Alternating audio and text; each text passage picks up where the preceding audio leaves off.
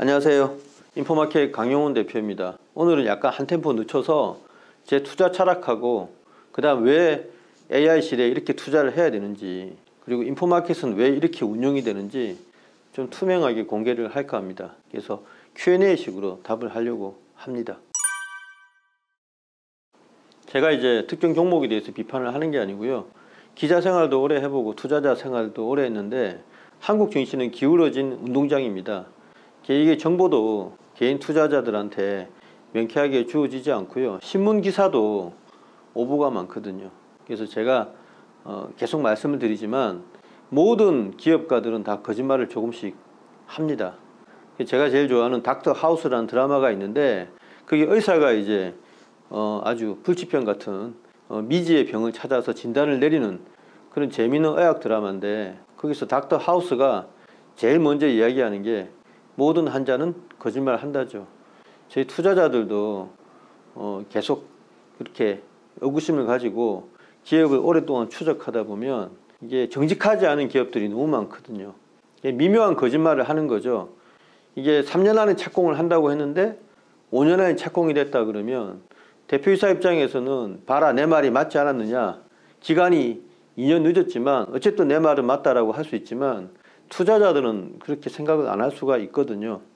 제가 특정 기업에 대해서 비판을 하는 게 아니고 과거 인터뷰 내용을 다 뒤져봤을 때 뭔가 정확하지 않은 기업들은 제가 투자자들한테 추천을 드리지 않습니다. 그래서 왜 그런가를 설명을 하다 보니까 이렇게 비판을 하게 되는 것이죠. 지금 전공자가 아니기 때문에 더 호기심이 많고요. 아마추어가 이제 더 광범위하게 이렇게 이야기를 해도 욕을 안 먹잖아요. 제가 예를 들어서 반도체 특정 분야 증착 전공자다 하는데 후공정에 대해서 막 설명을 하면 이 전공자들한테 욕이 바가지로 날아오는데, 저는 아마추어니까 굉장히 논문 같은 것도 이거 읽었다가 저거 읽었다가, 그리고 대표이사도 만났다가 투자자도 만났다가 다양하게 활동을 해도 그럴 수도 있겠다라고 생각을 할 수 있는 장점이 있습니다. 그리고 굳이 말씀드리자면 기술은 파고들면 파고들수록 여러분들이 얻는 게 훨씬 많습니다. 이게 겉으로 봐가지고 텔레그램이나 기사 한 줄 보고 투자를 한다, 그거는 불가능한 시대가 되었죠. AI만 해도 이게 AI 알고리즘이 몇십 개, 몇백 개잖아요.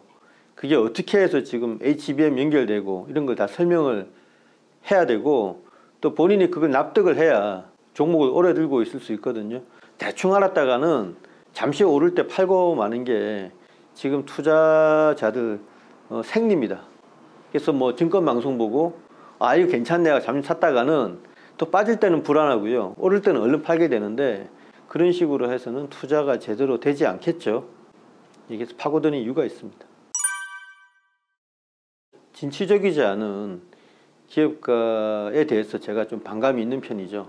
제가 영화를 무척 좋아하는데 여러분 다 아실 거예요. 바람과 함께 사라지다. 그게 1939년에 만들어진 영화거든요. 최초의 칼라 영화이자 수천 명, 말 1000마리 이상의 또 엄청난 그 의상을 동원한 것도 유명한 영화인데, 지금으로 따지면 제작비가 거의 몇천억, 거의 조 단위에 가깝다, 이런 추산도 있더라고요.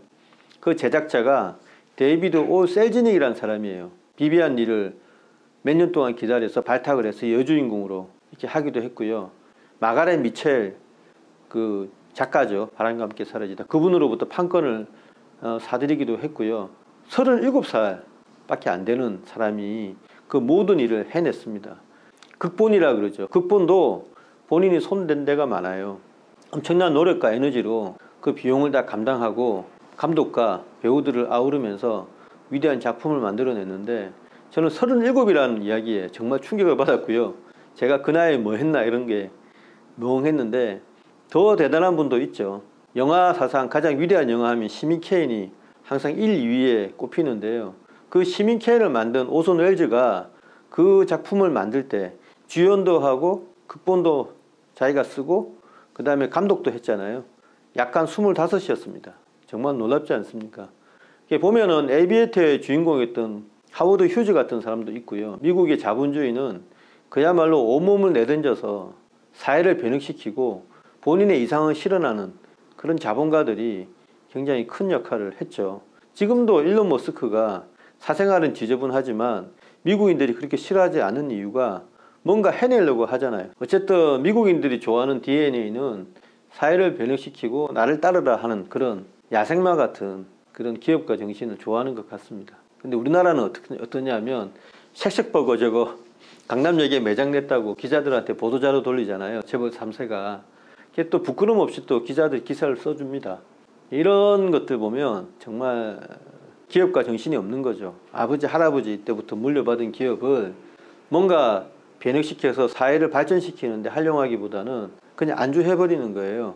그래서 이제 뭐 중소기업들 삥을 뜯고 뭐 엉터리 보도자료를 돌려서 주가 관리도 하고, 주가 관리도 안 하는 기업들이 더 많습니다만은 그런 대부분의 기업들에 대해서 제가 비판을 하다 보니까 안 좋게 비춰지는 건데, 정직하고 굉장히 진취적이고 기술 개발에 앞장서는 그런 기업들은 저희가 무조건 옹호를 해야 되겠죠. 그리고 그런 기업들이 많아져야만 한국 자본주의의 미래가 밝지 않나, 그런 생각을 해보고 있습니다. 지금 기자들은 이제 정시 퇴근 기자라고 하잖아요. 삼성전자나 큰 기업들 출입을 시켜 넣었는데 저녁에 사람들 안 만난다고 하잖아요. 그냥 삼성전자 주변에서 카페에서 보도자료 받아가지고 쓰고 땡 하고 퇴근을 한다고 합니다. 저도 요즘에 많은 기자들 만나보면 그냥 월급쟁이 정도로 생각을 스스로 하고 있더라고요. 좀 실망이 큰데, 예전에 이제 보면은 잡지사 기자분들이 오히려 내공이 있는 것 같고요. 잡지사 중에서 뭐 게임지라든가 그다음 뭐 AI라든가 이쪽 이런 분들은 정말 대단한 내공이 있긴 합니다. 근데 요즘 기자분들 보면 대충 확인하고 크게 결과에 대해서 책임을 안 지더라고요. 애널리스트는 더 하고요. 최근에 이제 애널 수가 워낙 부족하죠. 예전에 한 10년, 20년 전만 해도 종목 수가 800개였을 때도 애널리스트 수가 1000명이었는데 지금도 1000명 얹어질 겁니다. 종목이 3000개 가까이 되는데 말이죠. 증권사에서 애널리스트한테 투자를 하지 않거든요. 마찬가지로 신문사에서도 기자들한테 투자를 하지 않습니다. 그래서 보면은 비슷비슷한 기사가 나오고 그거를 마치 베껴서 옮겨 놓은 듯한 그런 기사가 넘쳐나거든요. 그래서 이게 좀 문제가 되는데, 여러분들 제가 당부드리건데 애널리스트하고 기자들 글을 신봉을 하지 마시기 바랍니다. 이게 좀 어렵지만 계속 파고들어서 본인들이 논문도 좀 보고 계속해서 연구를 하지 않으면 절대 제대로 수익이 증식되지 않습니다. 한번 좀 이 친구가 왜 이런 글을 썼는지 뒤집어 봐야 될 정도로 오염된 글들이 많습니다. 컨테미네이트 됐다고 그러죠. 저희 같은 선수들이 봤을 때 믿어야 될 기자와 애널리스트는 극히 한정되어 있습니다.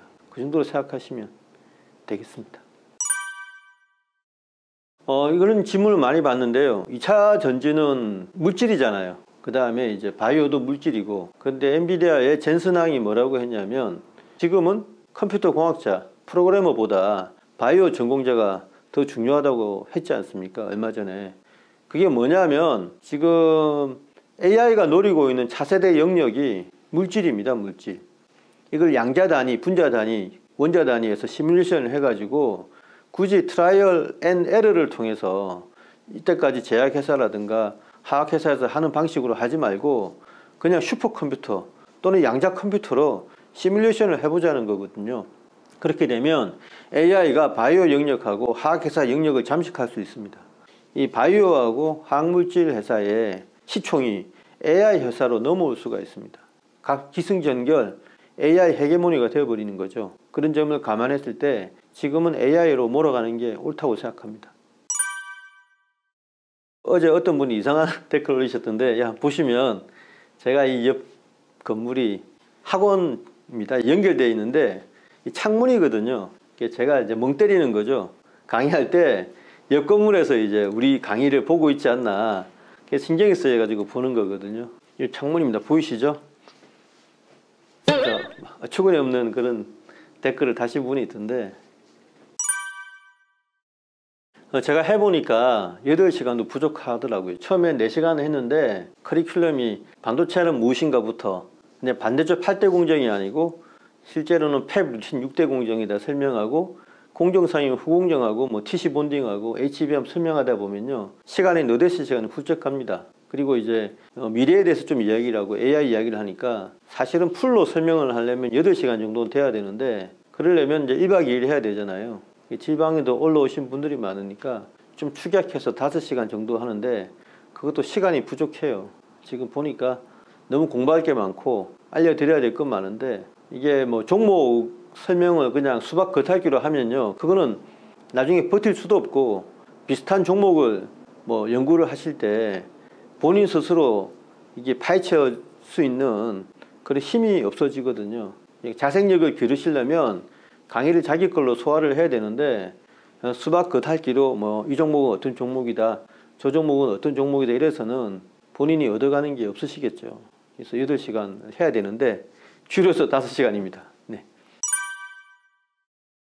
제가 이제 굉장히 강조를 드리고 파고들고 이런 걸 많이 하는데 좀 불편한 이야기도 있을 수 있죠. 본인이 들고 있는 종목에 대해서 제가 좀 비판을 할 때는 굉장히 불쾌할 수도 있는데 그거는 투자 생활에 있어서요, 모두를 만족시키는 거는 없습니다. 무슨 말이냐면 모든 사람을 만족시킬 수 있는 솔루션은 존재하지도 않고 존재해 본 적도 없어요. 앞으로 존재하지도 않을 거고, 많은 분들이 이제 증권방송 같은 데 나와서 본인을 따르면 모두가 해피하다 그러는데 제가 해보니까 강의도 해보고 사람들 만나보면요, 제 의견에 동조하신 분은 30%고요 비슷한 생각을 하다가도 약간 반론을 하신 분, 즉 중간지대에 계신 분이 30%고 나머지는 거의 제 의견을 반박을 하시는 편입니다. 그래서 제가 10가지를 이야기를 하면 한 30% 정도만 그 10가지를 다 흡수하셔가지고 투자에 활용을 하고요, 나머지 30%는 뭐 절반 정도는 드시고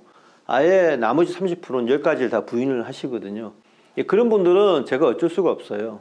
따라다니면서 이렇게 하라고 강요하는 것도 우리가 나이가 있는데 그럴 수는 없고, 저는 어디까지나 안을 제시하는 거고 여러분들이 그게 합당하다 싶으면 따르시면 되는 거고 아니면 마음은 되는 겁니다. 굳이 뭐 아닌 거 가지고 우리가 더자비질 할 그런 시간도 이제는 여유도 없습니다. 저희 인생도 항온에 달해가고 있기 때문에요. 당부드리고 싶은 말씀은 좀 눈과 귀를 열어가지고 자기 생각하고 다르더라도 한번 좀 들어보라는 거죠. 제가 오랫동안 투자 생활에 있었지만 자기 똑똑하다고 해가지고 남의 이야기 안 들으신 분 치고 오랫동안 가는 분이 거의 없습니다. 재산이 늘어났다가 갑자기 급전직하러 가든지 어떤 에고에 빠져서 남의 이야기를 하면 감정적으로 대응하시는 그런 분들은 크게 후회를 하죠. 저도 여러분한테 뭔가 아는 것처럼 이야기를 하지만 실제로 엄청나게 남의 이야기를 많이 듣습니다. 종합해서 나온 결론을 여러분한테 말씀드리는 거지 제 개인적인 어떤 사감이나 편협한 의견 때문에 이렇게 말씀드리는 게 아니고요, 수십 명 수백 명을 만나보고 이야기를 들어보고 종합한 결론을 말씀드리는 거거든요. 열린 태도가 제일 중요한데 많은 분들이 보시면 기초적인 논리도 이해를 못 하시면서 비판부터 하려고 하셔서 좀 안타깝다, 그런 말씀을 드리고 싶네요. 네, 감사합니다.